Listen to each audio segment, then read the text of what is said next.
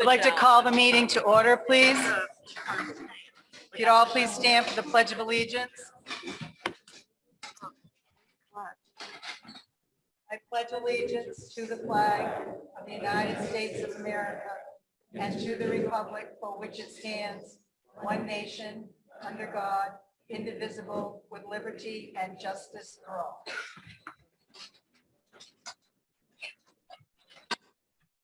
So we're going to start tonight off with a presentation by Sue Whitney's Manchester Elementary 5th grade class. Oh, wait a minute. I forgot something. I'm just so excited to hear from the 5th grade. I forgot to read my little spiel. Sorry. Good evening. This business meeting is being held both in person and virtually through Zoom in compliance with RSU 38 policy BED, remote participation in school board meetings. The meeting is being recorded and will be posted on the maranacook.org YouTube channel. Please be aware that during the course of the meeting, the microphones of the viewing audience will be muted except during the identified portions of the public comments at this meeting. For today's agenda, that's number 7. If you'd like to speak during the public comment time, please use the chat feature to signal Mrs. McGregor, and she'll communicate to me that you wish to speak. In-person speakers, please sign up on the clipboard by the door. It's at that table back there if you'd like to speak during the public comment. Please note that individuals who do not live in our member communities may or may not be granted permission to speak at my discretion. We also ask that speakers limit their individual comments to 2 minutes, and if someone speaks ahead of you that has a similar view, please reference their comment. We thank you in advance for your constructive comments.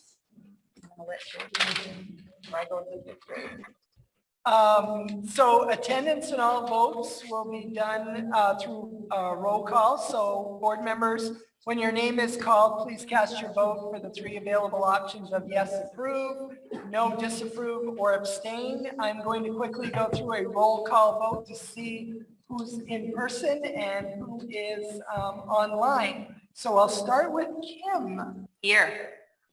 Dave. Here. Jade, I believe will be coming in a little bit later. Dane. Here. Tyler. Here. Kathy. Here. Melissa. Not online. Patty. Here. Rebecca. Here. Betty is absent. No, she's John Roderick is absent. Both of those communicated to us ahead of the meeting. Kelty. Jay, Oh, Betty is here. oh, She's Betty online. did make it online. Here. Betty, can you hear us? Okay. Oh, Okay. Now we'll hear from Sue Whitney's Manchester Elementary 5th grade class. Unknown caller.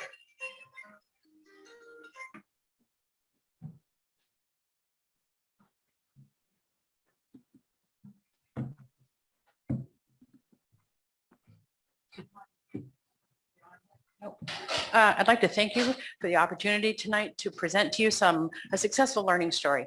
As you know, everyone in this room, these children have had 3 years of interrupted learning from 3rd grade to 4th grade to 5th grade.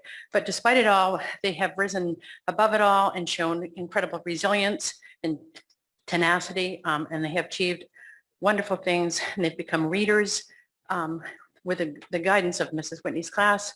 She used our district curriculum, which uses the genres of realistic fiction and fantasy fiction for this format of learning through book clubs.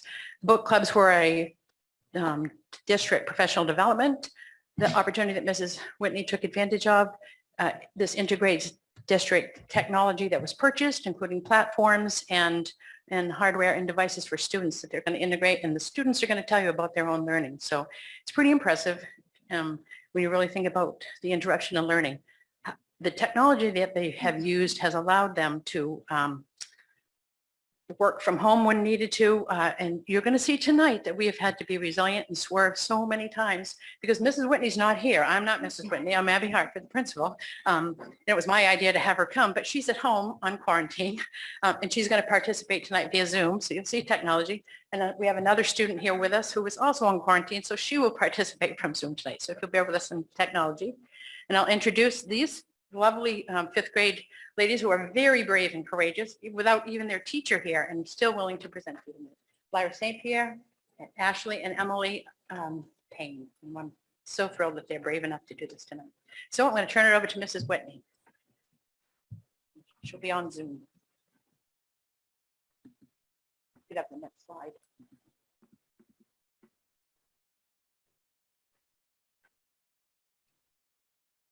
Hi, can everyone hear me? Yes. Okay. So why are book clubs important? This is a quote from the book study that was offered in the summer of 2020.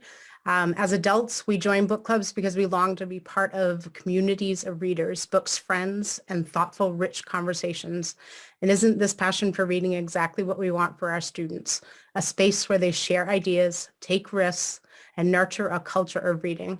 Book clubs create close-knit communities of readers and thinkers and help students become lifelong readers. And as I said, the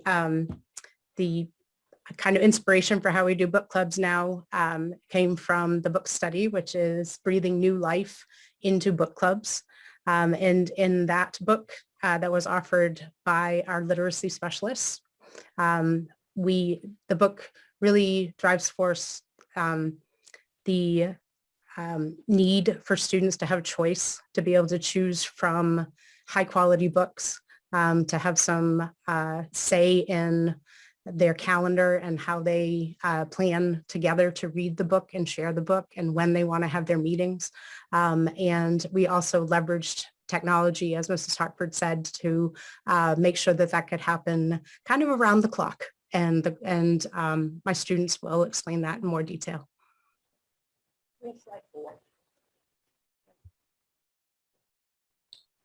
We read the backs of 4 through 5 books, looked at the cover and read a few pages. Then we chose 3 to 4 books we would like to read. We needed to write down our reasons we wanted to read this book and give a rating for choice. Our desks were grouped together with fake candles and tablecloths on the tables. Music was playing, the books were served on a platter, and Miss Whitney was our waitress.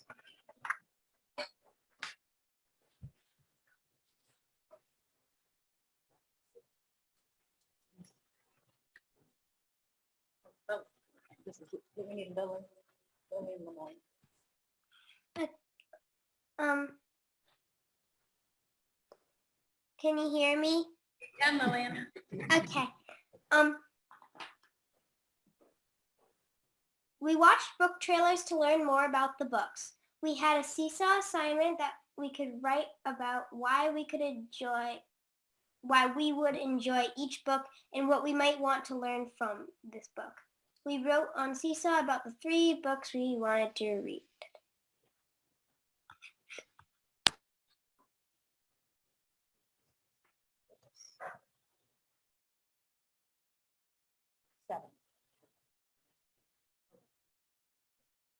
Our first book club meeting. We scheduled out the calendar of our reading plan, either pages or chapters per day.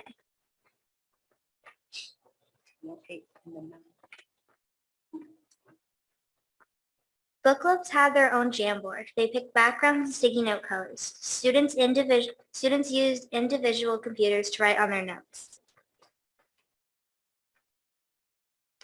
Using Google Slides. Tumble and Blue was the book that I read with my book group. We wrote memory moments and aha moments.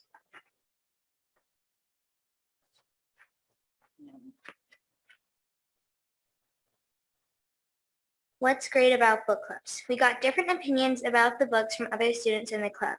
You can see how others interpret parts of the book. Sometimes we changed our own opinions of the book when we listened to others. It helped me understand the book when I talked with others about the book. Having a choice in the books helped engage in the reading and discussing.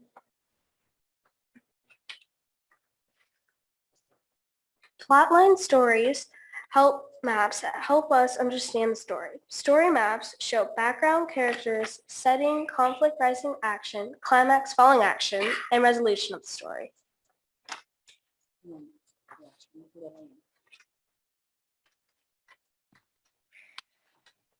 After we finished our book clubs and listened to others tell us about their books, it made us want to read the other books. We continued talking about books and recommending them to our friends. Many of us would pop out of our seats during independent reading to talk about what we just read. Staff members want to read our books because we are so excited about them. A wish tree appeared on our playground, which is an idea that came from one of the books we read in class. The wish tree had wishes written on fabric strips and caused a lot of discussion on the playground. Thank you very much. You guys have questions or comments? Thank you for coming tonight and presenting this awesome activity to us. It looks like you had a lot of fun doing that with your book club. So we really appreciate you coming here tonight and telling us all about it. Does anyone have any questions?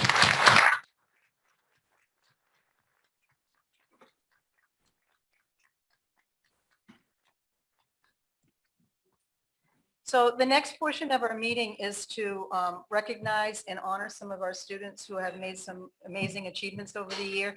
So the way that we're going to do this is I'm going to go up to the podium and I'm going to read off the names of the people and what they're being honored for.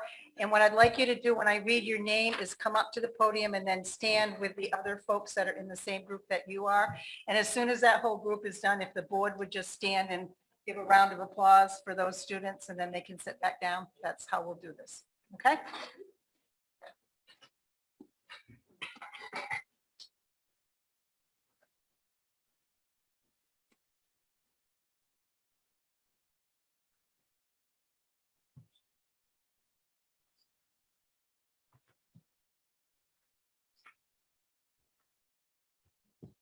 So the first group is those students who have achieved a seal of biliteracy.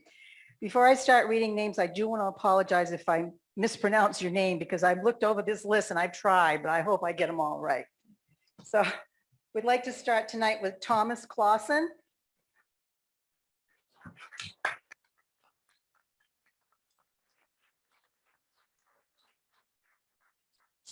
Elizabeth Hildebrandt.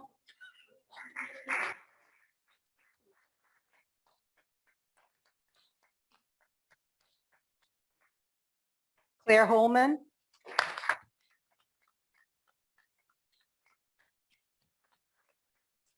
Emily Lucas.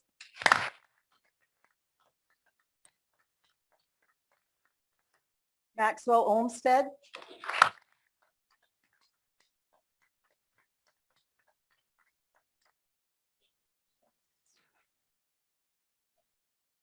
And Ella Trefevin.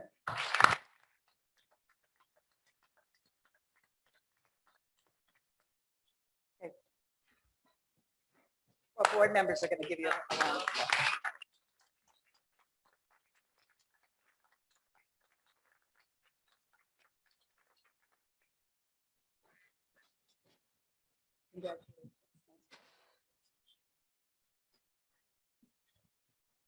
So the next group are the students who achieved an associate's degree this year.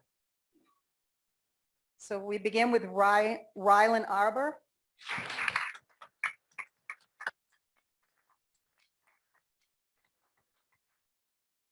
Jenna Badeau.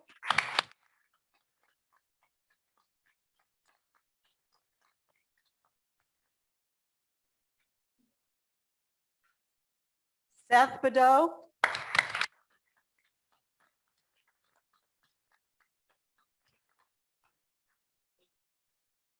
Zachary Berg.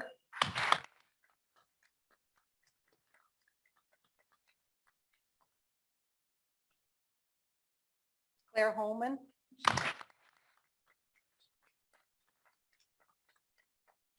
And Maxwell Olmsted.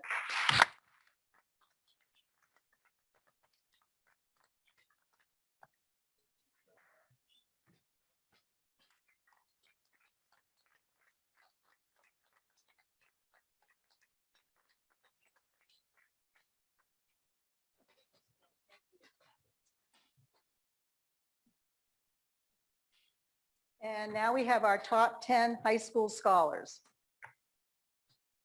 We'll start with Zachary Berg.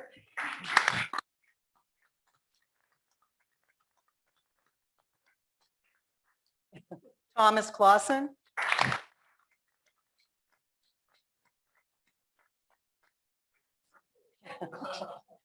Anna Erb.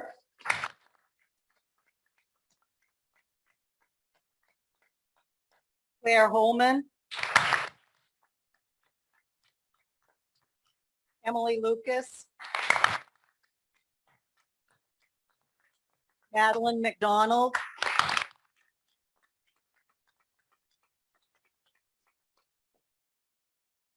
Julia Riley.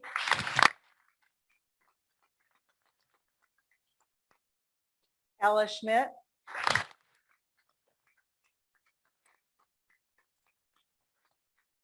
Sarah St. Clair.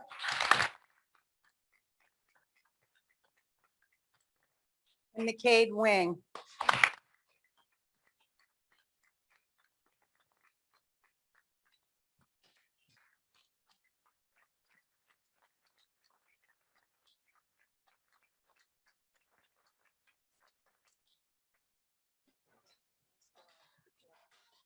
Congratulations.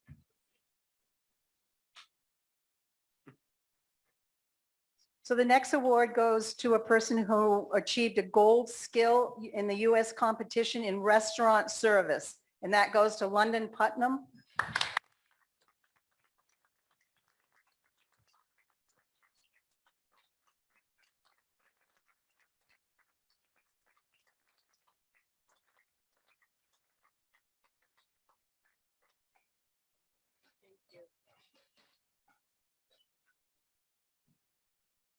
So those are all high school students, and now we're going to move on to some middle school students. So the first group is the group of students who achieved high honors all of the trimesters throughout all 3 years at the middle school. So the first one is Phoebe Bell.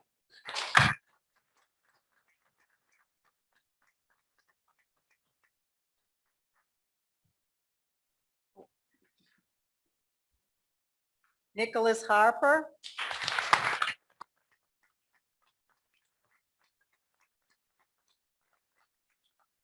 Jeffrey Lemieux.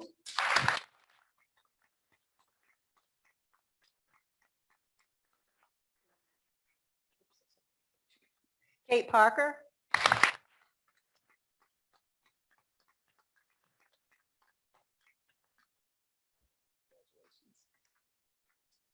Hannah Sniffen.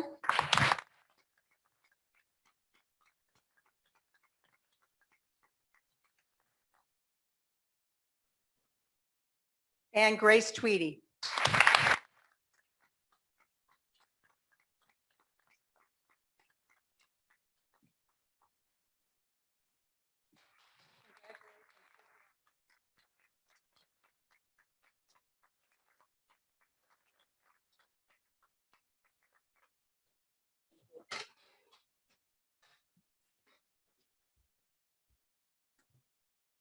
So the next group is a group of students from the middle school who achieved the honor roll all the trimesters that they were here at the middle school. So the first one is Celia Bergdahl.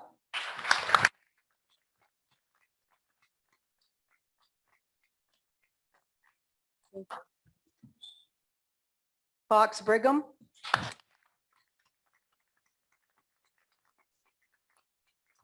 Ethan Chilton.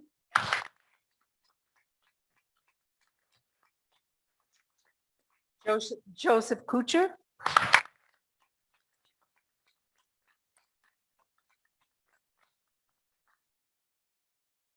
Jaden Delano.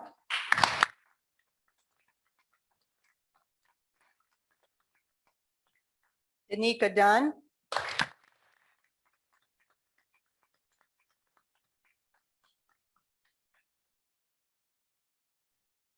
Gracie Farrell.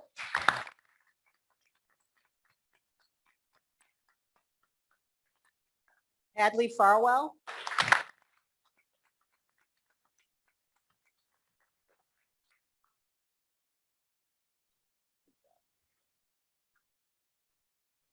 Alice Furran.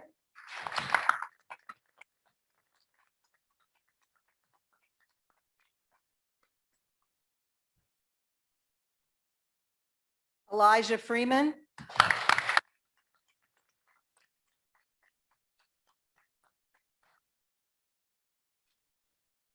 Colin German.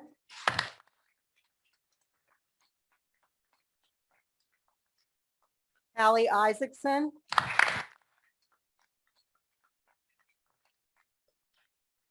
Megan Lachar.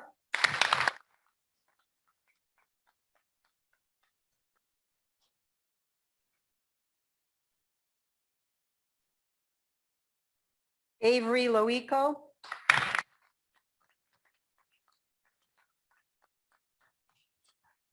Blake McFarland.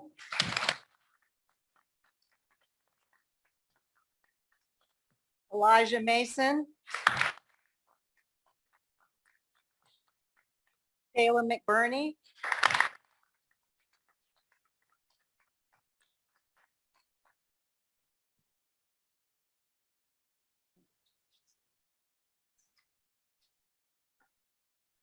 Sawyer Rooney.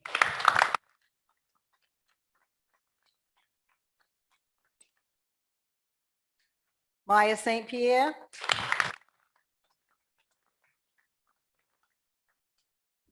Jack Fowler.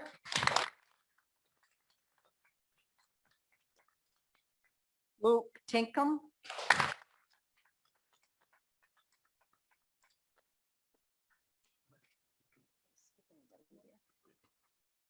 Grant Walters.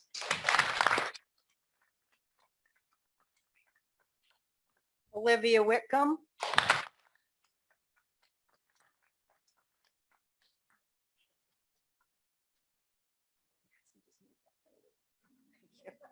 Madeline Wilson.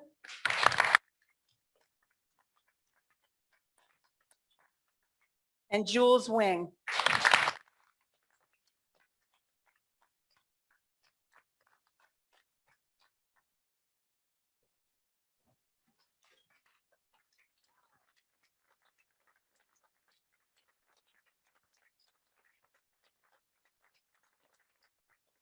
Nice work, everyone. Good job. Nice job, Alice.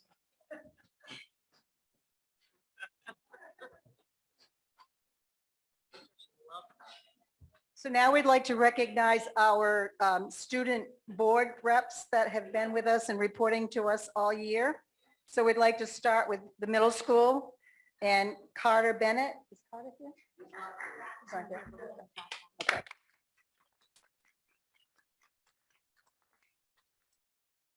Celia Bergdahl.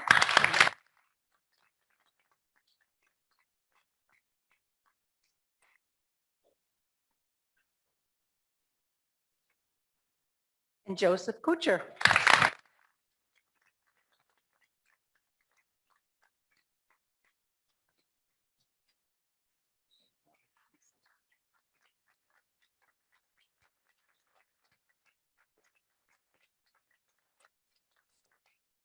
Thank you. And our high school student reps, Abigail Allen.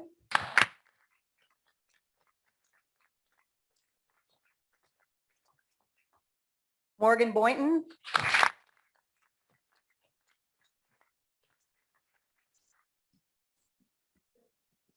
Esme Jameson.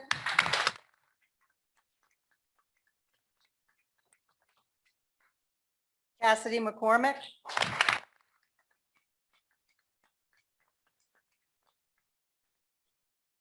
Eric Nelson. It's not here tonight. And Rocco Scott.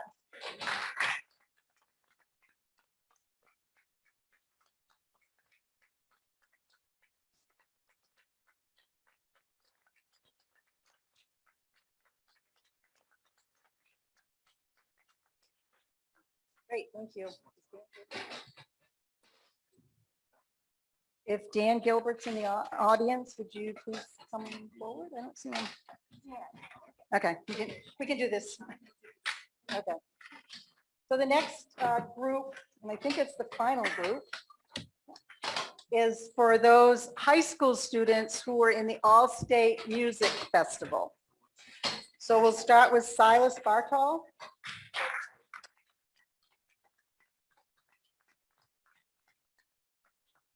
Christian Dunlap.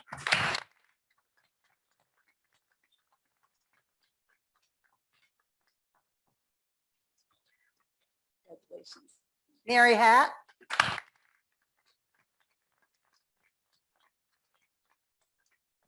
Emily Hayes.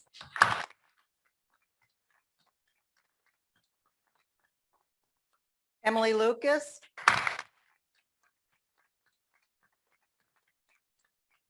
Hannah McAdam.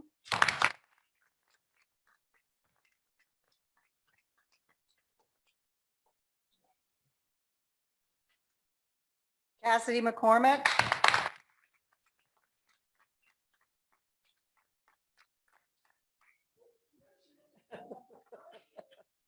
And Ella Rose Stevens.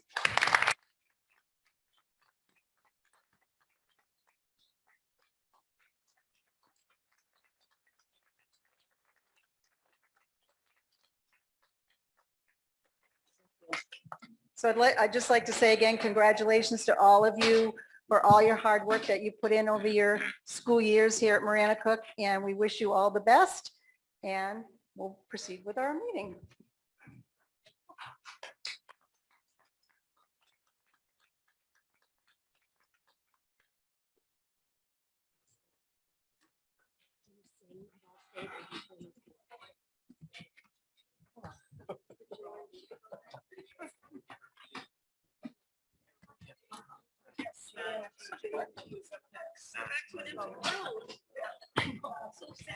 So the next part of our program is to hear from Kate Magnuson about our JMG program. JMG is Job for Maine Grads, for those of you that might want to know that. Why don't you just bring them over here and we can just pass them around and look at them.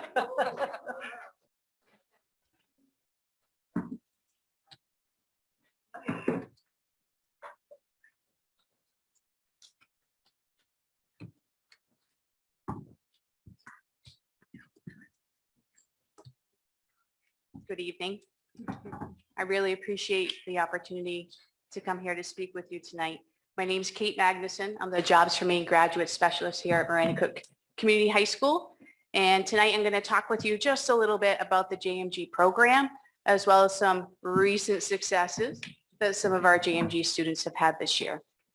So for those of you who are not aware of the program, Job for Maine Graduates, also known as JMG, is a nonprofit organization that partners with public schools and private businesses to offer results-driven solutions to ensure students graduate, attain secondary credentials, and really ensure that they find careers that have meaning or value to them. During the fall, I had an opportunity to work with the students in the classroom. And one of our biggest focuses was working on their skill sets. Skill sets could include anything from problem solving to team building. Communication was a huge one, right? Because they've been out for a while, coming back into the classroom, learning to have conversations again face to face, learning to be able to work together, and also learning how to present, whether it's in a large group or in a small group. We worked on this through the fall and into the winter, and then the springtime came. And it was an opportunity for the students to really put their skill sets to the test. So each spring, JMG has a career symposium that is offered to the students statewide. It's an opportunity for these students to have some friendly competition with other JMG students at other schools. So some things that they can compete at, different events, anything from interview skills to public speaking, being able to do a group challenge, or even a really good one for our juniors or seniors, which is having a mock college interview with someone. This program, this JMG program, this is my first year here at the school and with JMG, but it's the third year for Marana Cook to have this program at their school. And this is a monumental moment for the students of this class, this JMG class, because it is the first time ever that a Marana Cook High School student has placed in a JMG symposium. That's huge. Yes, I think that's It's a new program, but I think it really speaks volumes for the students within this program and the school itself. The first challenge that the students placed in was third place, and it was the team building challenge. The students that participated in this were Donnie Cowett, Bailey Perkins, Connor Mall, and Jacob Steinmeier. The challenge was they had 10 minutes to build the tallest tower that they could with only 2 types of materials. They could use up to 100 pieces of paper and masking tape.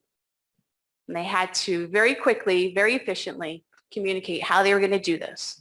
They ended up being able to build a tower that was almost 6 feet tall. And so they were able to place third place. The second competition that a student placed in was Genevieve Cirillo, who was also a senior, and she placed third. She was courageous enough to have that live mock interview with a GMG college success specialist within one of our main schools. And so she placed third. And she had a 10-minute interview where she didn't know exactly what was going to be asked of her, but she knew it was probably going to have something to do with her strengths, her weaknesses, maybe some experiences that she's had, and some goals. I've had an opportunity to be at this school for 9 months, and I can say I am so proud of these kids. Where they are this month versus where they were in September is absolutely amazing, and I'm so proud. I'm proud of what they've done this year, and I can't wait to see what they do next year. Thank you.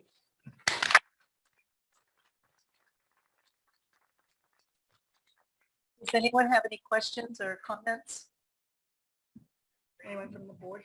Thank you so much for coming and sharing that. It's really important for us to hear those kinds of awesome successes. So thank you for all you've done.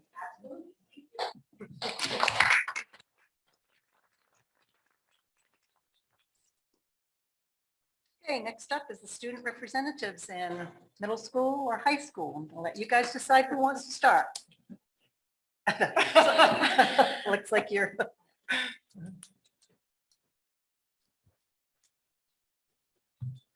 And Carter, quick question as you're going up. How'd you do at the track meet? Excellent.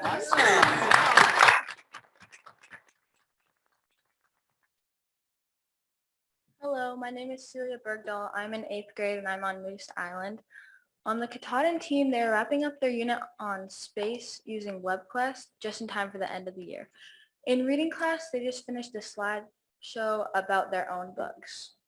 On Moose, they're doing a couple assessments in every class as we're getting ready for the end of the school year.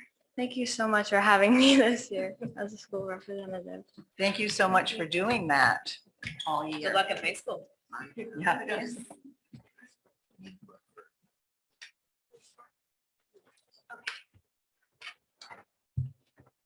Hello, I'm Carter. Today I'm going to be representing Acadia and Moose. I didn't say my thing. So on Acadia, we just returned from our 3-day camping field trip. It was really fun. So we got on a bus and we went up to the Camden area. So the first thing we did was we went to the Owl's Head Transportation Museum, where we learned about the history of cars in flight. After that, we headed to our campsite in Mount Batty State Park, and we set up everything. Then we went on a hike in Mount Batty and did some community service planting daylilies for the park. For dinner, we went to Young's Lobster Pound and learned about their jobs and lobsters. After that, so then the next day we had breakfast and went to Warren Island State Park. For our community service portion of that part of the trip, we cut back invasive species of plants called bittersweet.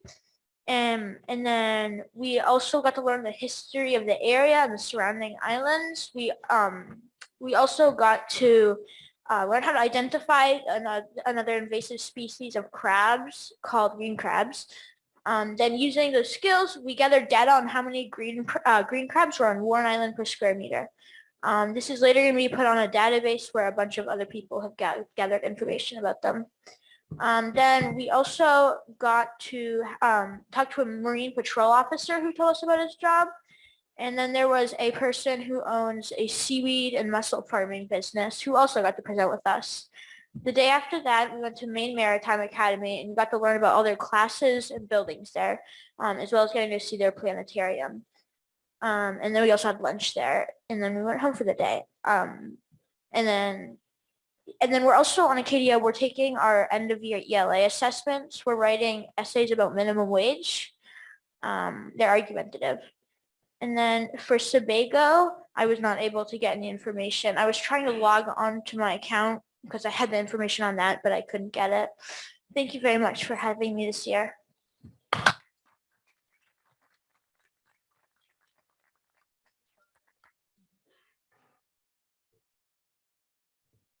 Hello, I am Joseph Kucher.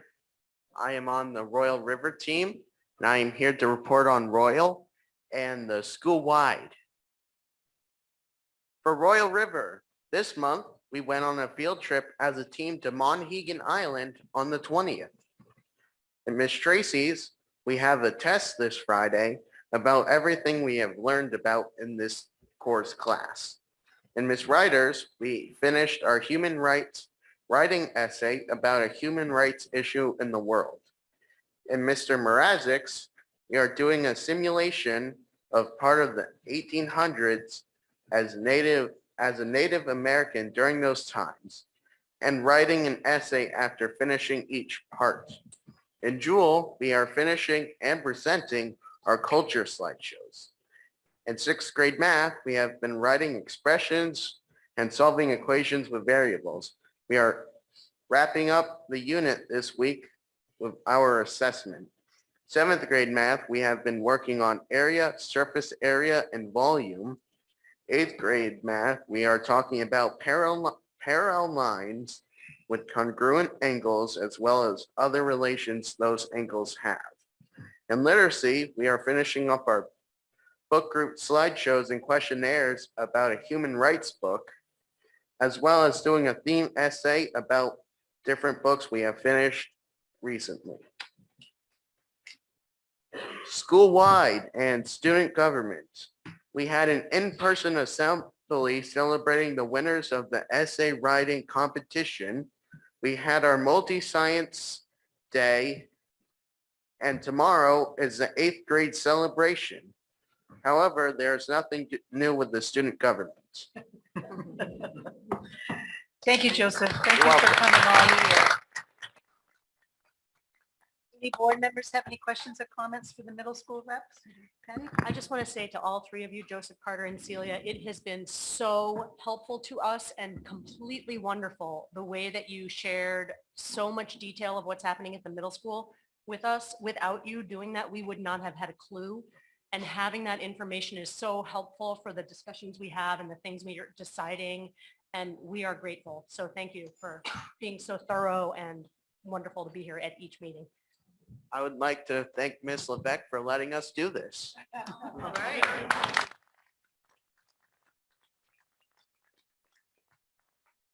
Can I just say, so you mentioned Monhegan, right, Royal? I remember doing that when I was on Royal, and that was one of my favorite field trips, and I'm very glad they're still doing it.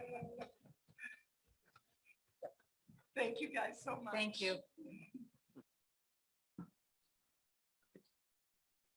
Hi, I'm Abigail Allen. I'm a sophomore at Marana Cook, and I'm going to be reporting on Senate Council and the end of the year festivities.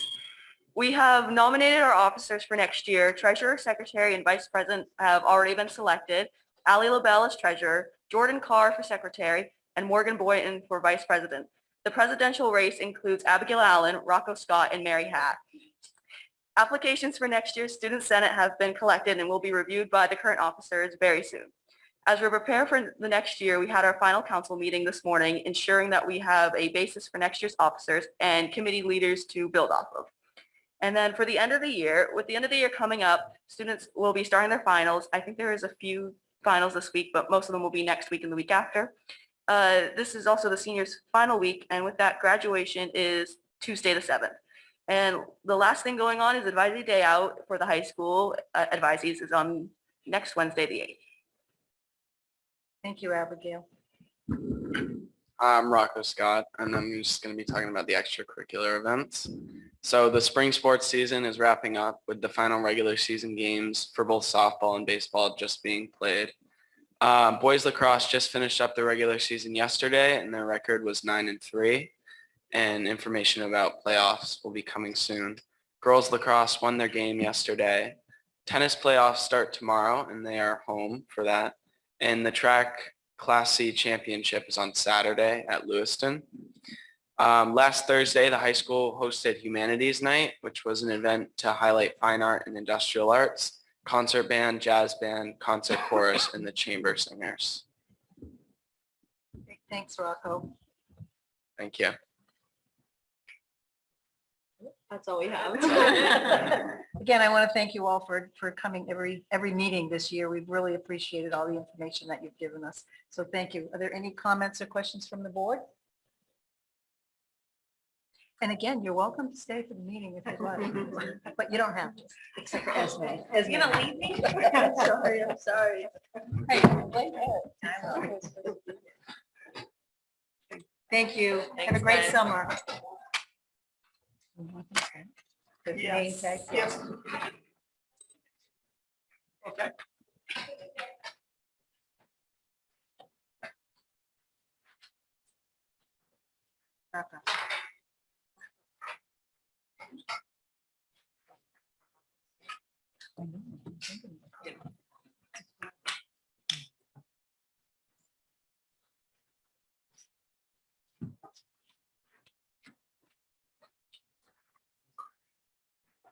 So next on the agenda is a presentation of the ESEA and proposed ESEA grant projects. And Karen Smith you're on. You received the report in the packet already, so I'm just going to highlight some of the key points. First of all, the Elementary Secondary Education Act from 1965 is the longest federally funded education program in existence. And our district benefits from those funds in three main areas, primarily from Title I, which focuses on improving the quality of equity for students, all students, especially students that come from disadvantaged backgrounds. Title II focuses on preparing, training, recruiting high-quality educators, including teachers and principals, and providing professional development to support them in their roles. And Title V's primary focuses on rural education and ensuring that the unique needs of rural populations receive the supports and services they need. So this year, I included in the packet the carryover funds from last year's titles.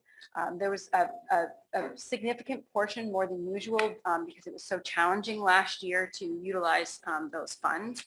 I also included what this year's funds entailed, and then I will also talk about a little bit about the projects, the proposal that I'll be working on in the next month or so for the next round of funds for the titles. So the major projects for the FY22 funds, the first was the ESEA program coordinator. There was some monies allotted for that, which helped support the former director of curriculum so that she could wrap up the previous year's performance report, and then also to create the report for this year so that I had something to work with when I came on board. Another major, which is a requirement for the Title I, is to have the family engagement projects, and I discussed it a little bit in the board report. That we had high hopes starting off at the beginning, like ready to go with some family nights and so forth, and then that didn't go as planned. Starting off in October with, I think, Wayne, sorry, going remote, and those nights kind of put on the back burner.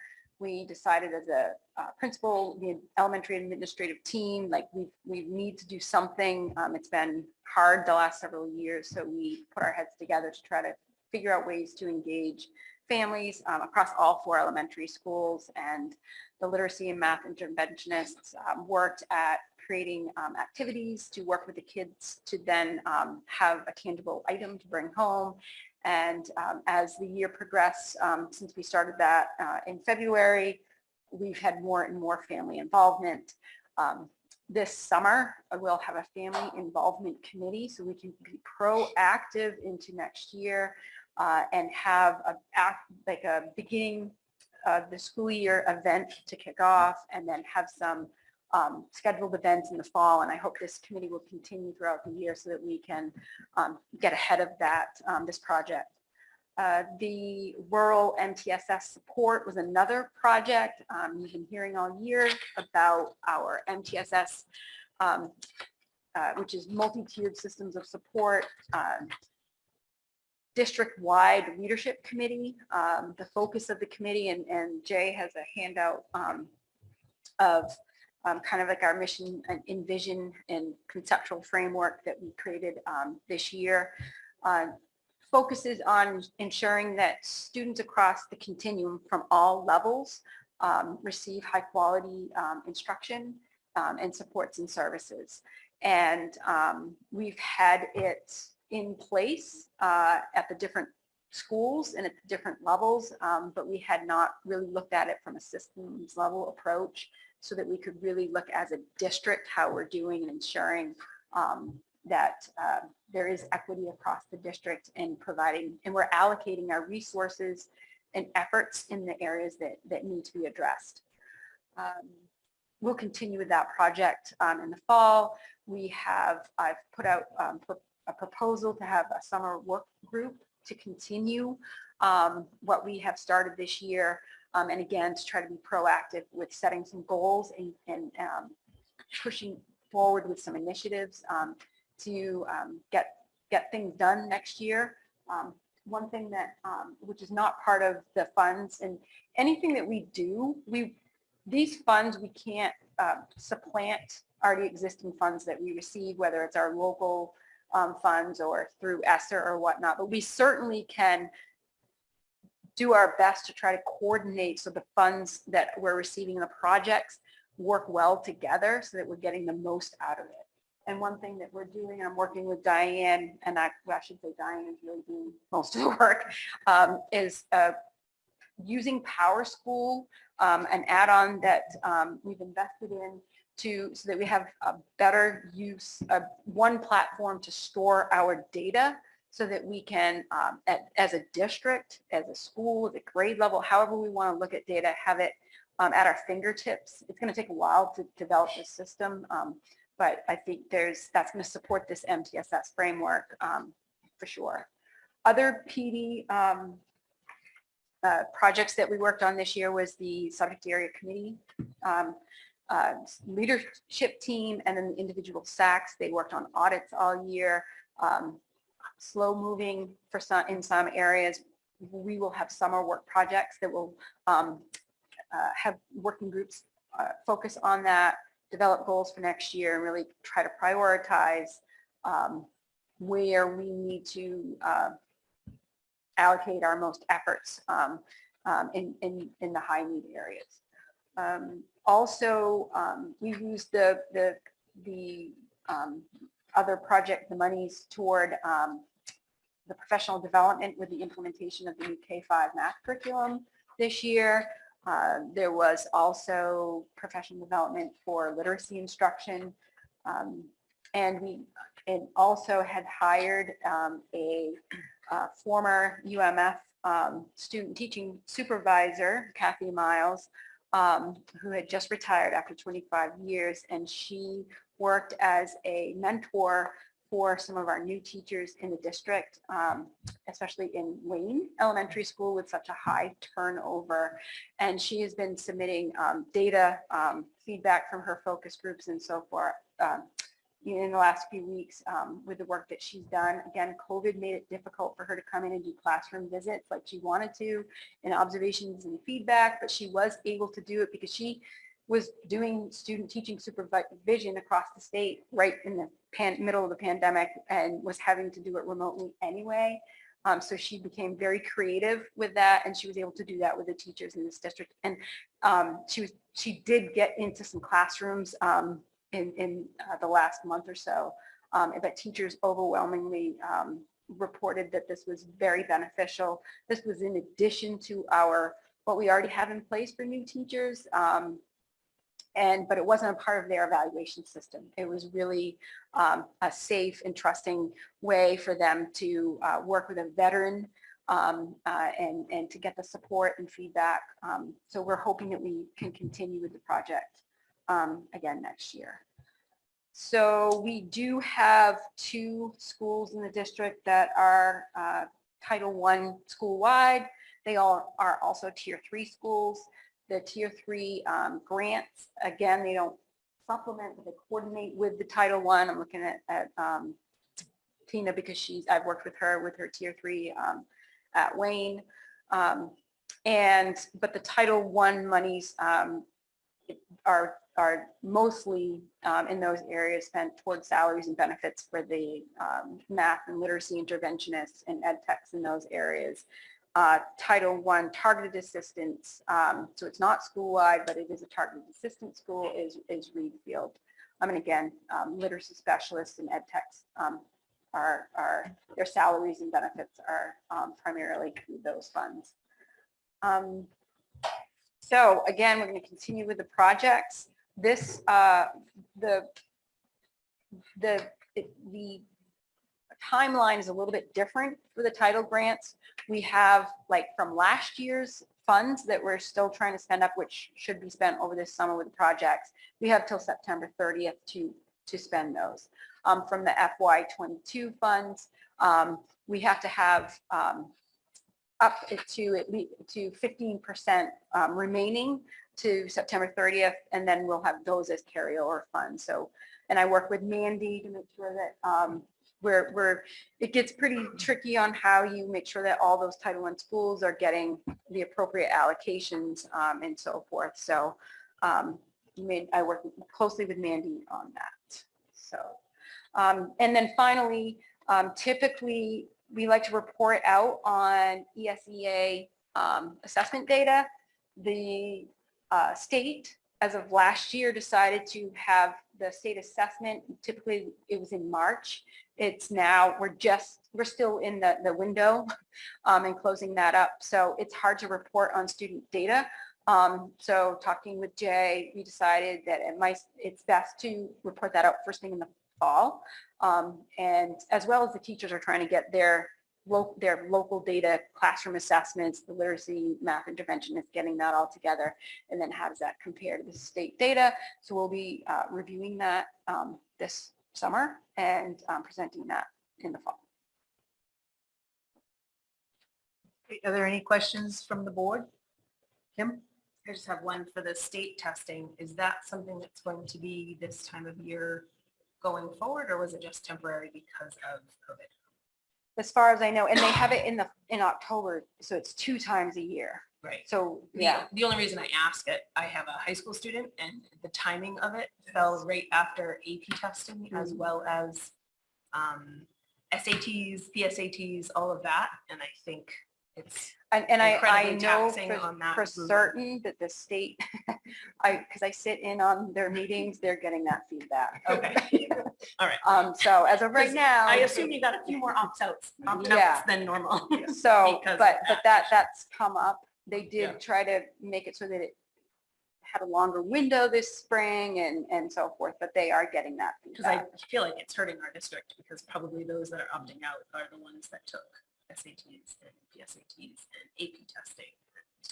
Right. Therefore, our overall SEAL score, I literacy, assume, will be slightly impacted by the timing in which the test was taken. Just a thought. Any other questions or comments? Nope. Thank you, Karen. All right, thank you.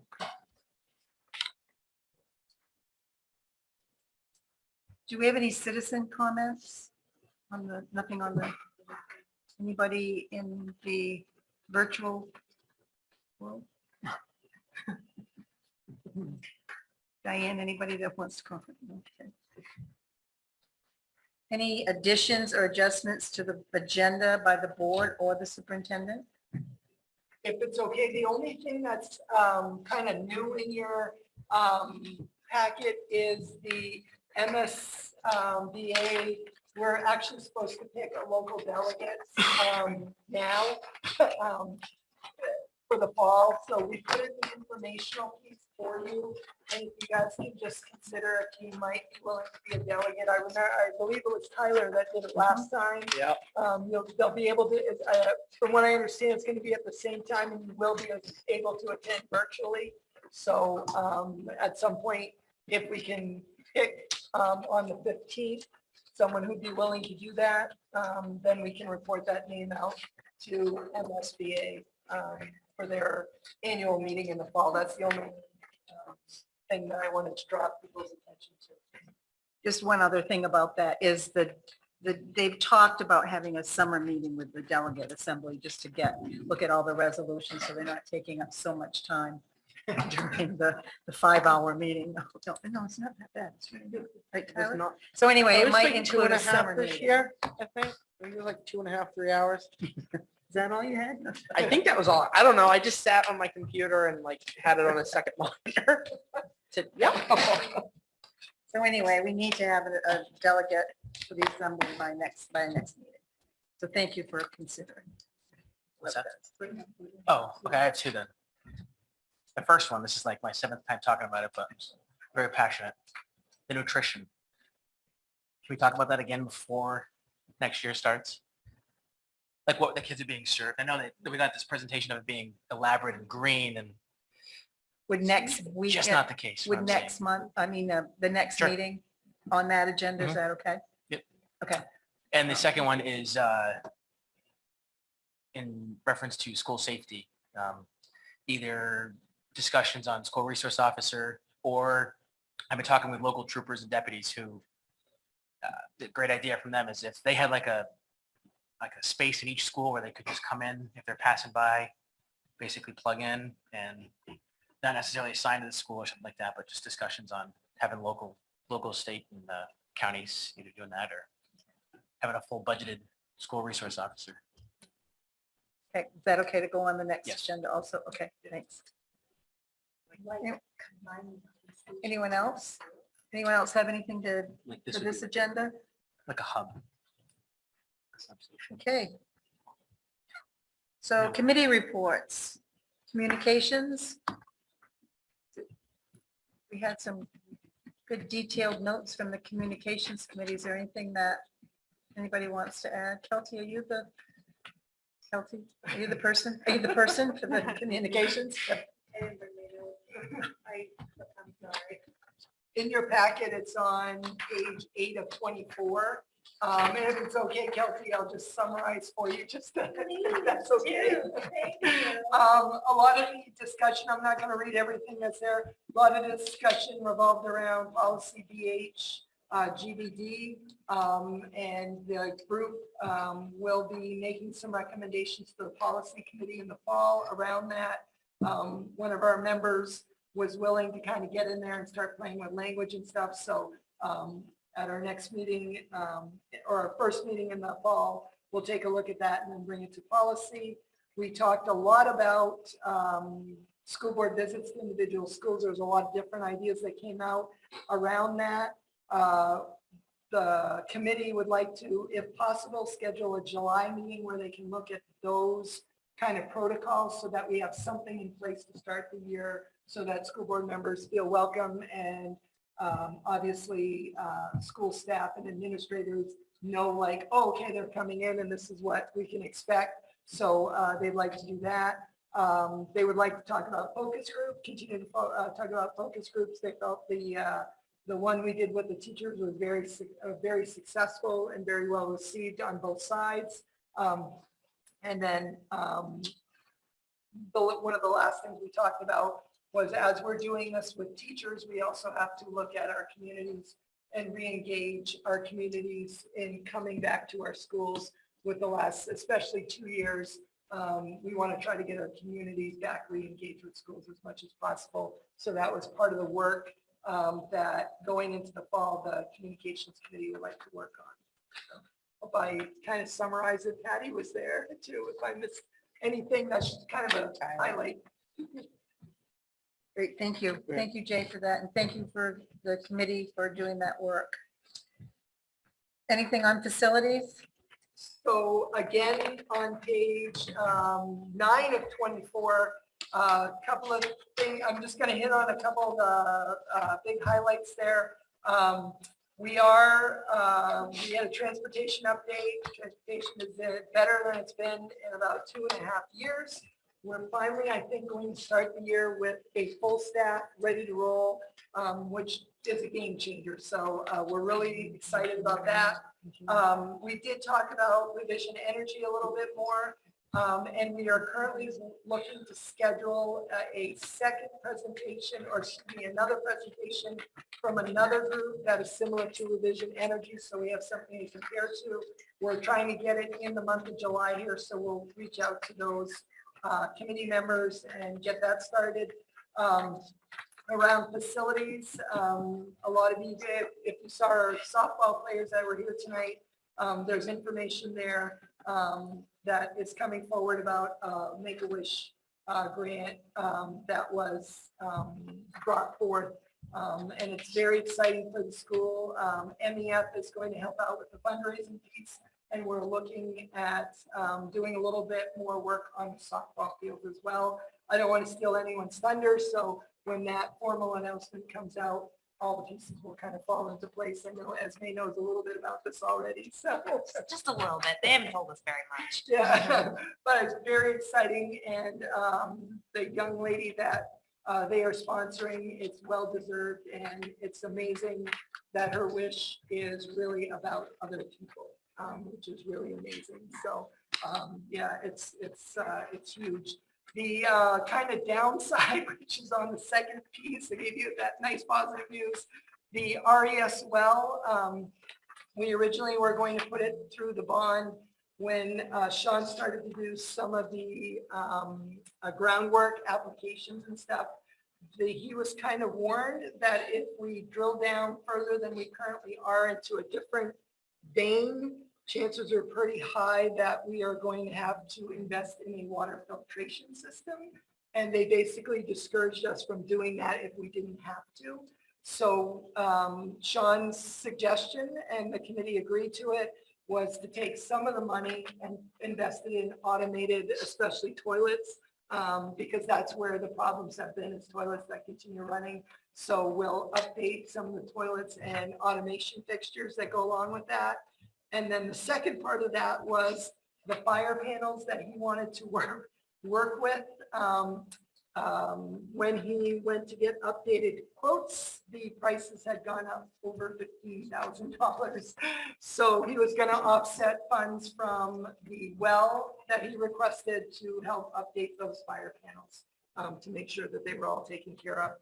And again, the committee agreed to that request going forward. But we will bring you a complete update of where we are in September, along with the bond funds going forward. And again, we're looking to schedule possibly the second week of June and that energy presentation with another kind of vendor that works with energy pieces. So we're looking to try to schedule that in June. It'll be after the school year ends, but that's the quickest we can get that in at this point. So hopefully that's helpful. Oh, Tyler's going to say that. I have a question on the facilities bond that when was that floated? Say that again. When was the last bond for facilities It floated? was 3 years ago. Oh, okay, Yeah. never mind. Kelsey? You were ahead of me. Patty, just curious who the Are you allowed to say who the other vendor is that isn't? Yes, revision? I'm just I curious. don't know the name. I know the gentleman's name is Nick. Is it Lacrosse? Lacasse, thank you. Oh, Thank you. yeah, Yeah, he went here. Okay. yeah, and Mandy's been working with him to get that set up, so. He is. Yeah. Kelsey? Well, I just want to go back to the well thing. So did you have like a test, like a water test pool? If we do that, then it's one of those kind of like, you're tossing a coin and it may come back and everything's fine, or it may come back where they say you have to put a water filtration system in, and those are literally thousands of dollars. So that, Yeah. that's what my husband does, everybody. Both filter, wait, he does water filtration, we just did all of it. Yeah, And so, I was curious, if maybe we should get, compute up to a quote, if we have to do with it. I guess it depends what kind of water contract, but, not common names in the water filtration, any kind of water, but comparing those apples to these oranges, might be worth something, but, it might, I don't know. It's all money, right? But it's kind of like this, what we're talking about, efficient toilets, is that like the Band-Aid on the big problem, maybe? Yes. So we might just have to, go break them, but, sorry to spend money on that. But anyway, my plug is for a faux filter, water filtration, call my husband. So Okay, anything just, else with facilities? just about that. So I live really close to Reedfield Elementary, and I don't know if it's as far as where you are, Diane, or I don't know if you're from Reedfield.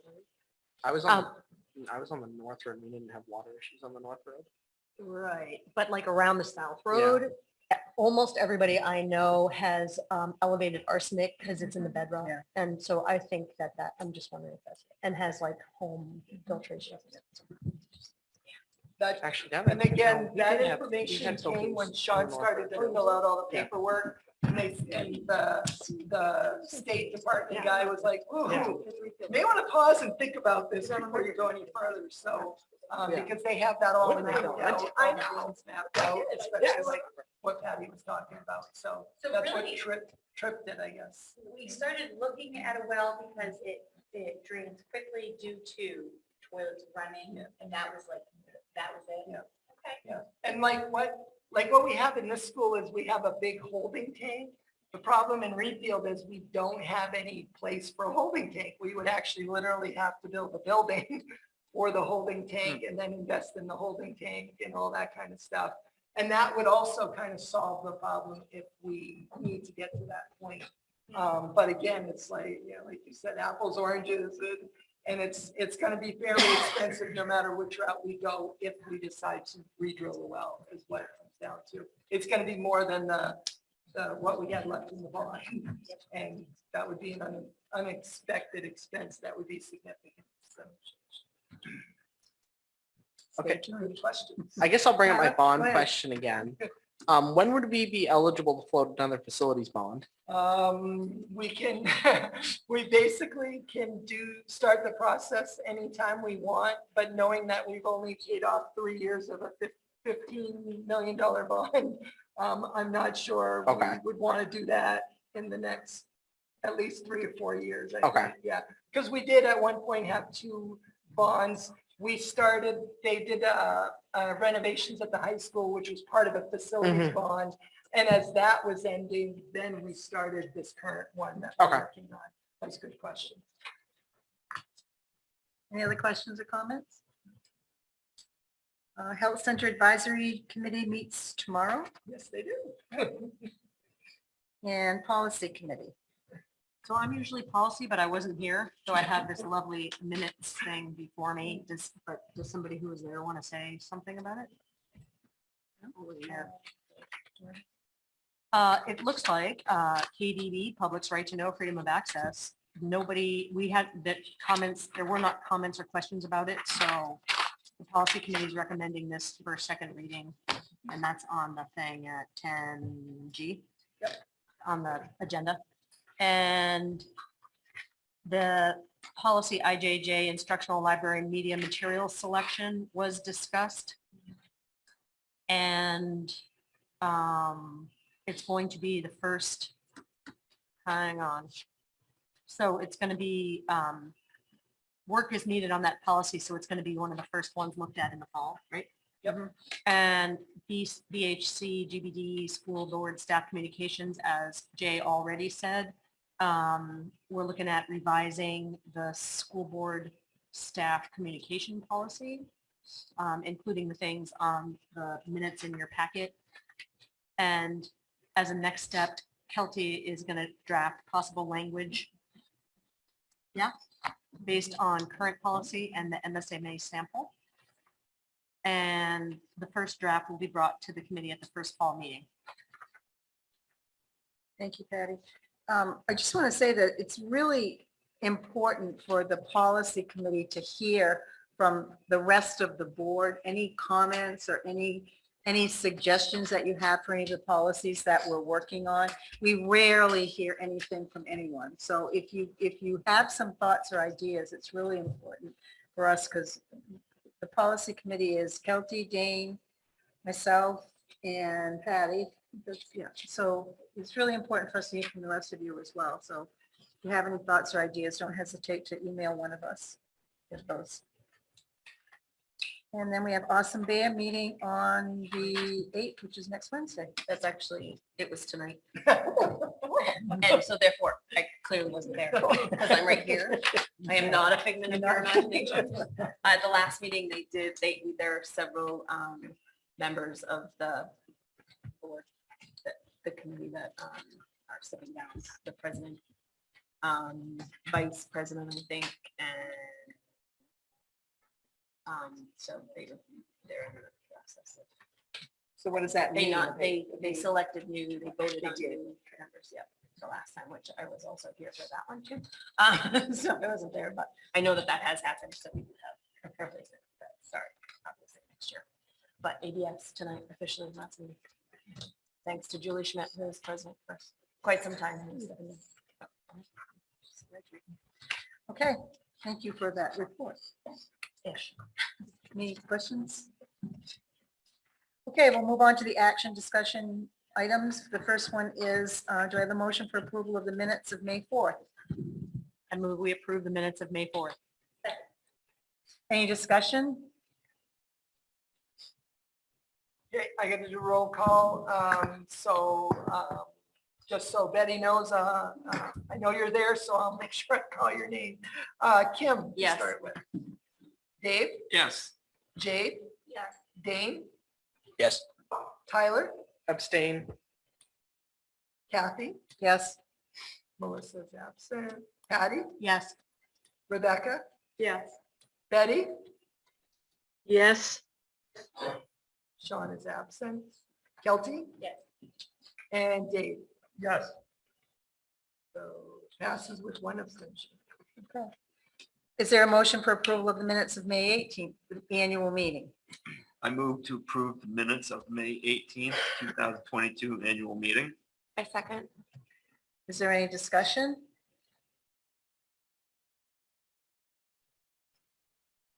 Hearing none. All right, Kim, Yes. Dave, Yes. Jade, Yes. Dane, Abstain. Tyler, Yes. Kathy, Yes. Melissa's absent, Patty, Yes. Rebecca, Yes. Betty, Yes. Sean is absent, Kelty. Yes. And David. Yes. And again, passes with one abstention. Is there a motion to accept the donations that were in our packet? Motion to accept donations is read. Is there any discussion on the donations? Where's the scoreboard going? Football field. Football field, yeah. Football Kim, slash lacrosse slash soccer. Let's make sure. we- Slash track. Yeah. Slash track, but I'm quite certain they That's don't right. use a score. All right. I don't Okay. know track. I apologize. Any other discussion? Hearing none? Kim, Yes. Dave, Yes. Jade, Yes. Dane, Yes. Tyler, Yes. Kathy, Yes. Melissa's absent. Patty? Yes. Rebecca? Yes. Betty? Yes. Sean is absent. Kelsey? Yes. And David? Yes. And that's unanimous. Is there a motion to approve the appointment of first probationary contract teacher Laura Dame Ontario? I move we accept the nomination as read. Second. Any discussion? So this is for the 40% art teacher at Manchester Elementary. Hearing none? And if I can just quickly add, Manchester had their art walk earlier, was it last week? It was last week, right? Last week. And Laura was in attendance for that, which I was very impressed with. I thought it spoke volumes as to the good things that are coming Manchester's way when it comes to art. So that, I just wanted to put that plug in there. So Kim, Yes. Dave, Yes. Jade, Yes. Dane, Yes. Tyler, Yes. Kathy, Yes. Patty, Yes. Rebecca, Yes. Betty, Yes. Kelsey, Yes. and David. Yes. Again, unanimous. Is there a motion to accept the resignation of Abby Shink, the math coach? I move to move to the acceptance of teacher resignation effective June 30th, 2022. Math coach Abby Schenk. Second. Any discussion? The only discussion that I want to say is that I think this is a huge loss to our district. And thank goodness she finished getting us all set up in the elementary school before she. Right. Thanks, Abby. Yeah. All right, Kim, Yes. Dave, Yes. Jade, Yes. Dane, Yes. Tyler, Yes. Kathy, Yes, with huge regret. Patty, Yes. Rebecca, Yes. Betty, Yes, with regret. Kelsey, Yes. and David. Yes. Again, unanimous. Do we have a motion for the acceptance of resignation of Hannah Moran? Move to move to- accept. Right. Move to acceptance of teacher resignation effective June 30th, 2022. High school English Hannah Moran. Second. Is there any discussion? Again, I just want to say that this is a huge loss to our high school. So, but I wish Hannah well. Kim, Yes. Dave, Yes. Jade, Yes. Dane, Yes. Tyler, Yes. Kathy, Yes, with regret. Patty, Yes, with enormous regret. Rebecca, Yes. Betty, Yes. Kelsey, and David. Yes. Again, unanimous. So the next one is a second reading for policy KDB, public's right to know, freedom of access. That was in your packet.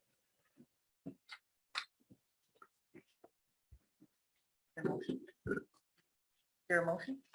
Motion to adopt policy is read. Second. Any discussion? Hearing none? Kim, Yes. Dave, Yes. Jade, Yes. Dane, Yes. Tyler, Yes. Kathy, Yes. Patty, Yes. Rebecca, Yes. Betty, Yes. Kelsey, Yes. and David. Yes. Again, unanimous. So the next one is a report on the data incident response plan. And Diane Diane? is going to talk a little bit about that. And at the end of her presentation, or as she speaks about this, we do need board authorization. I'll let Diane talk a little bit more about it, but we do need board approval to be able to kind of put it into play. And if you're, after hearing this, if you'd like to see the actual plan, we have it at the superintendent's office. It's one of those that we don't typically put out publicly, but it's in our emergency folder. as part of what we do. But if anyone would like to read it in depth, you are certainly welcome to do that. And we can delay the vote until the 15th. But if you guys are comfortable tonight, you can also do it tonight based on what Diane shares with you. Diane's taking the lead on this particular project. She'll be up in just a second.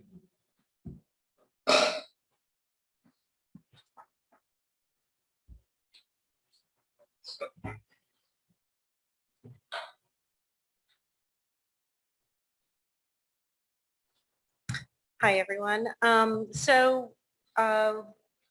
Pretty much all year, we've been working on different parts of our data incident response plan. And what I want the board to know is that we have been guided and have a lot of resources through our insurance, which has been a big help.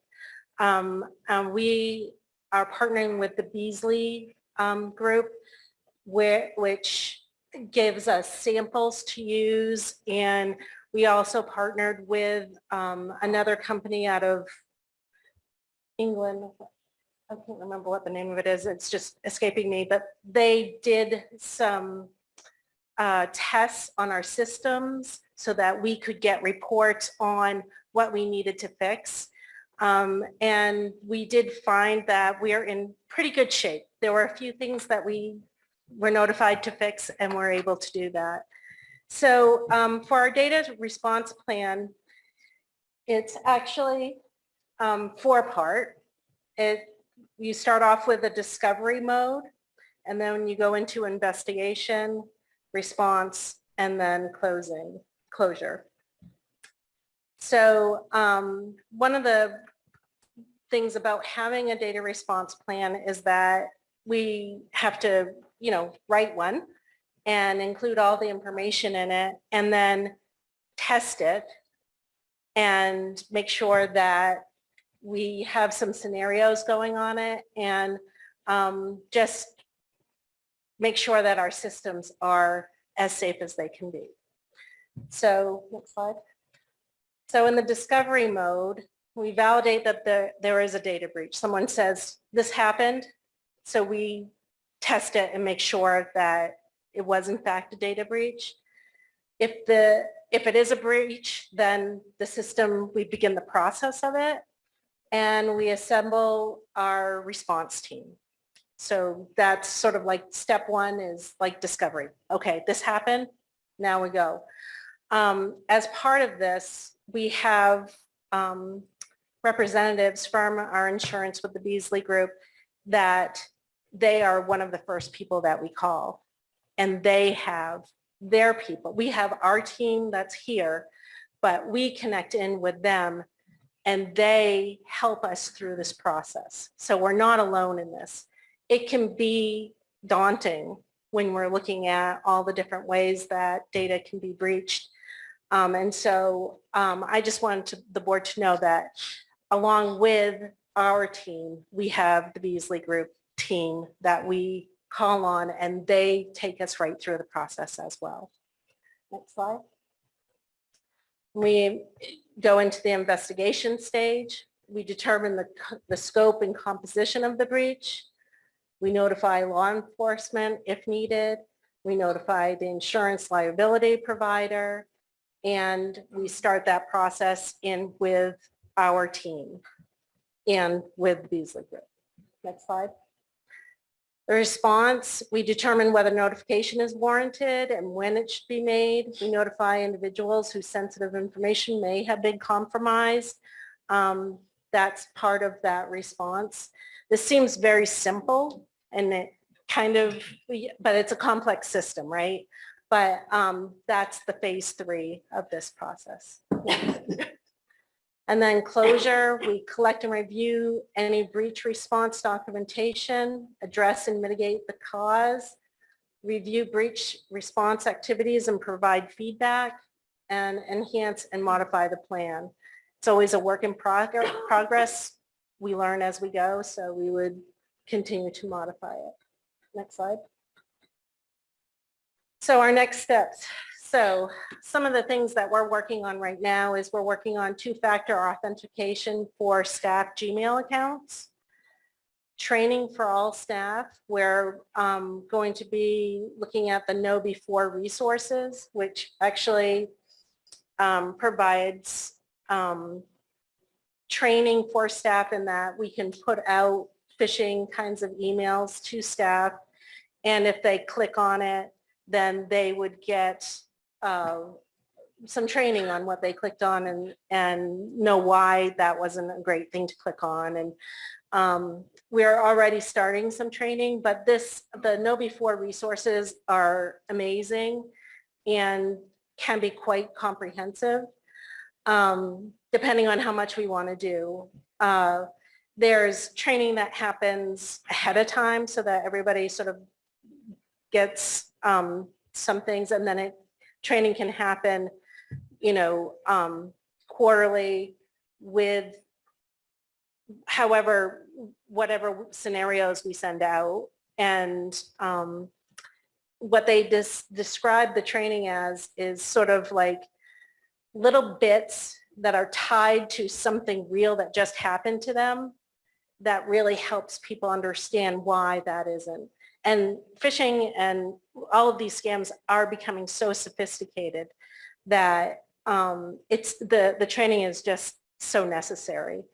And they did find that when a company or school uses the training, they have a baseline, and within 6 months, that baseline of clicking on things they shouldn't be clicking on or putting in sensitive information is greatly diminished. I mean, it really does help people learn what to do. I mean, I think we all need training in that.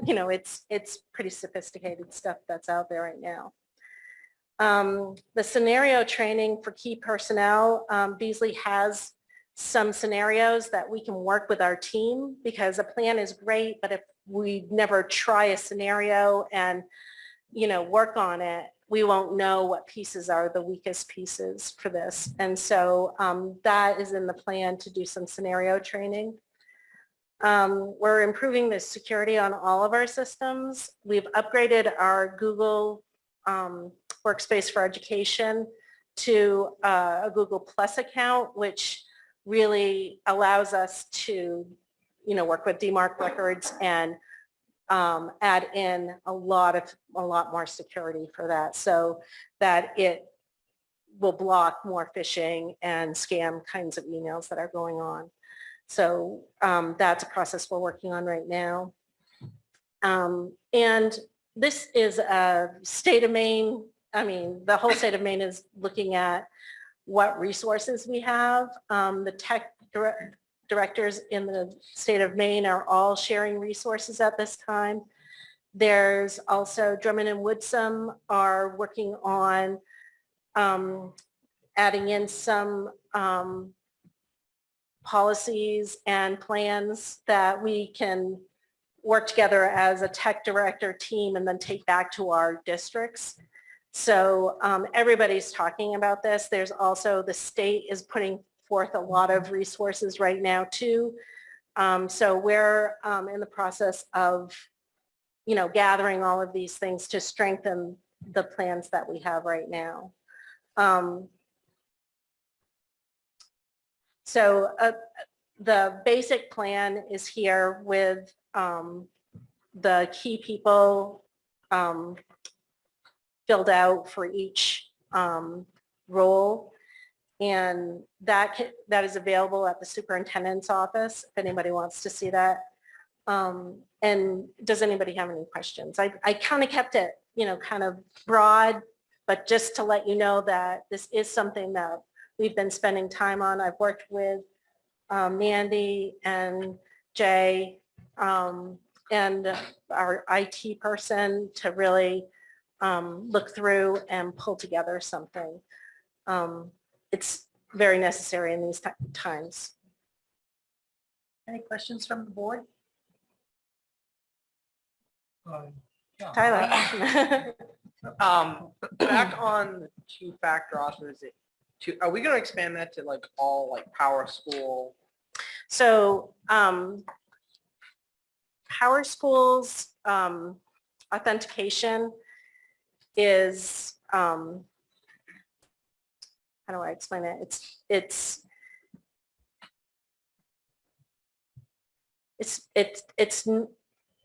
We don't have single sign-on going on for Power School, and the password monitoring is very strict. So I feel like we're okay there right now.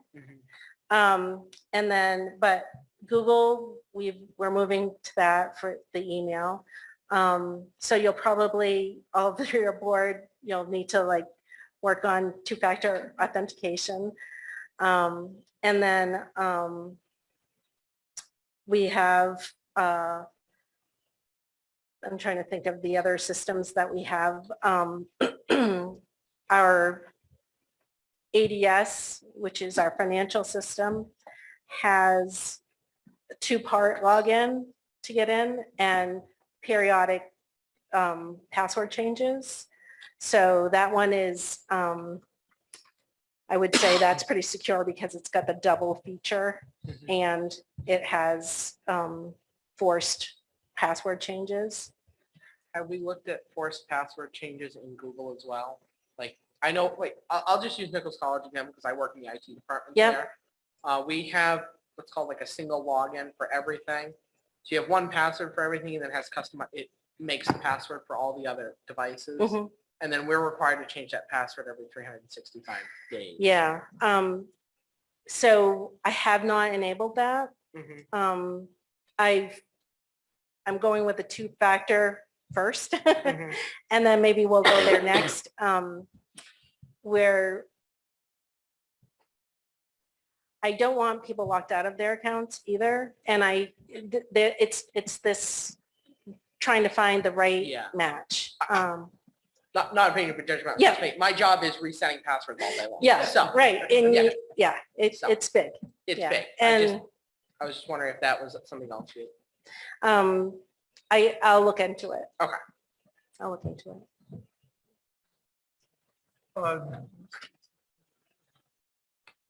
And I think I'm just repeating sort of what you said. I think, am I right in thinking that since the scammers or whatever advance as fast as they can, sounds like we and the state and the attorneys and everybody are each working to be ready to step ahead whenever something happens. That is true. That is true. It's on the minds of all of us. Nobody wants to be caught in a data breach. A lot of our systems, we've moved to cloud secure systems, which as like, for instance, Power School is in the cloud. And so when we're filling out our insurance forms for that, they take all of that information and document where that information is being stored. And so if there was ever a breach, that Power School would take the lead on that piece of data breach, right? And our ADS, our financials are all on the ADS servers. So again, we're tied in with their data breach as well. So there's very few systems that like we have to worry about. It's only our backups and things like that. So much of it has moved to the cloud and to bigger systems that have multiple, redundancy so that the data can be, saved.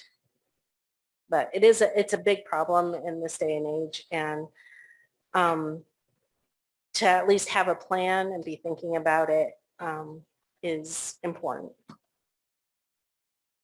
And on what Tyler said, I strongly support in all, be it my bank or whatever, the two-factor and the extra security. When they ask me extra questions, I say, good, Yes, you're protecting me. But for instance, at my job, I think I've got 3 different things I need to log into. There are 3 separate passwords, and I think they mandate changing them every quarter because it drives me crazy. Yeah. I approve of it, but I wish it could be somehow. It's hard to manage all of that. You're right. Yeah. Ah, Great, thank you, Diane. Thank you. Do you want to vote on it the next meeting, or do people want to do this now? I'm good. Are we ready to vote on it tonight? I think we are. Is there a motion? I would like to move that we approve the plan as presented. So it's been moved and approved. Moved and seconded. Any discussion? Hearing none. Kim? Yes. Dave? Yes. Jade? Yes. Dave? Yes. Tyler? Yes. Kathy? Yes. Patty? Yes. Rebecca? Yes. Betty? Yes. Kelty? Yes. And David? Passes unanimously. Okay, so the next item on the agenda is to discuss the board self-evaluation. So they're not in your packet. What Kathy and I discussed was sending it out to you guys right before the next board meeting. And then we would schedule an executive session so the board could talk about their self-evaluation as a group in the executive session on June 15th. So that's kind of the plan right now, unless you guys would like something different. Tyler? Do we want to send an evaluation of us to staff and administration to also have that data? We have been discussing that. We haven't come to that point yet. Okay. We just don't have that survey developed and figured out how to do that. I think we need to continue to discuss that. Yeah. But for right now, I think, and I go with what the board wants, but I think we need to make sure that when we're ready, that when we do that, we're ready to do that, and it's a good, valid survey. Okay. What else? So I just wanted to mention that one thing that we should be thinking about when we're thinking about our self-evaluation is what our goals were for the year. And the one goal that I keep coming back to is the retention of staff. And we're seeing every meeting, we're losing staff. We've asked for the exit interview information, so hopefully we will have that to look at the next meetings. And I just think that we need to, we're losing some really good people and it's starting to worry me. So I just want to think about that as we're thinking about our self-evaluation.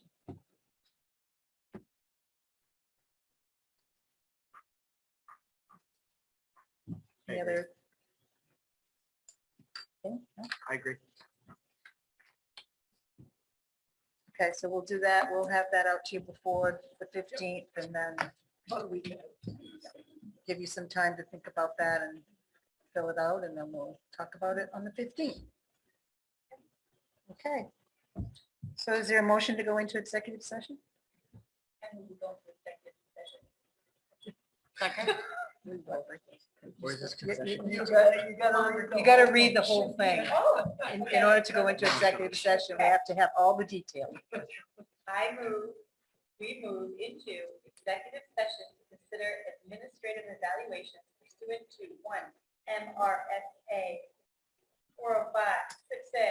So principals Jeff Boston, Ina Brackley, Janet Del Mar, Abby Hartford, Kristen Levesque, Director of Curriculum Instruction and Assessment, Karen Smith, Special Education Director, Ryan McCurdy, Adult and Community Education Director, Steve Rose. Second. Yeah. It's been moved and seconded. Is there any discussion? We don't need the high school principal mentioned in there unless you have it started. Hearing no more? All right, so we just need to vote to go into executive session. Kim? Yes. Dave, Yes. Jade, Yes. Dane, Yes. Tyler, Yes. Kathy, Yes. Patty, Yes. Rebecca. Yes. Betty, Yes. Kelsey, Yes. and David. Yes. Unanimous. We are now in We are in executive executive session. session.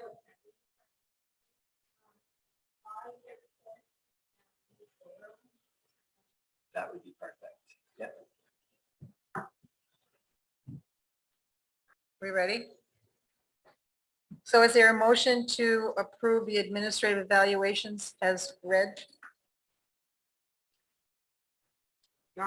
Oh. Yes, I move to extend the evaluation to a one-year contract, To add a year. to add a one-year contract, they would say, as well as a 2.5% raise to the following people: Jeff Boston, Tina Brackley, Janet Del Mar, Abby Hartford, Kristen Levesque, Karen Smith, Ryan Reserve, and Susan Bowe. Second. So it's been moved and seconded. Any discussion? Hearing none. Right. Kim, Yes. Dave, Yes. Jade, Yes. Dane, Yes. Tyler, Yes. Kathy, Yes. Patty, Yes. Rebecca, Yes. Betty, Yes. Kelsey, Yes. and David. Yes. It passes unanimously.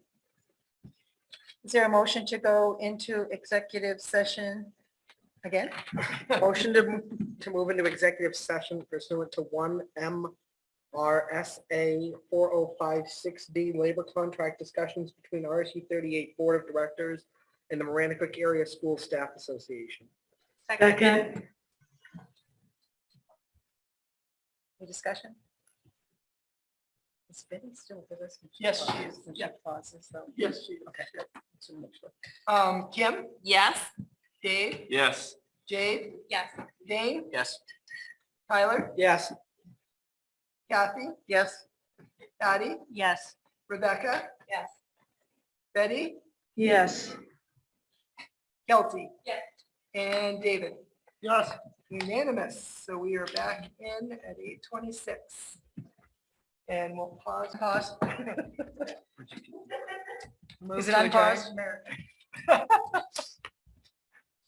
Second. Second. I didn't hear you. Are we ready? All those in favor? Do we have Yes. to- do we have to do the? Unanimous. Betty, you in favor? I'm in favor. Awesome. Thank you Okay, guys so thank much. you. This is a big agenda.